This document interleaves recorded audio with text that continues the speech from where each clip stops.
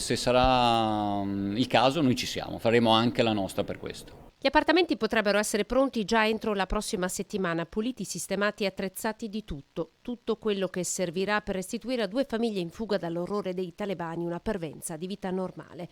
E sono stati proprio gli industriali trevigiani a farsi avanti, ad unire a quella di semplici cittadini la loro messa a disposizione per l'ospitalità.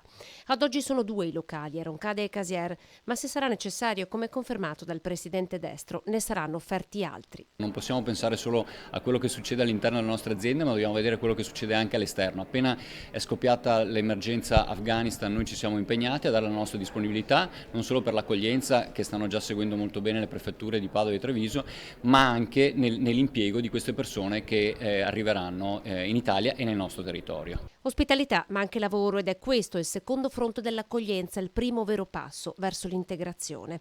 Lavoro che gli industriali confermano essere ripartito con la stabilizzazione dei contagi anche grazie al vaccino. Industria in ripartenza dunque, con la produzione che in certi settori supera addirittura i livelli pre-Covid.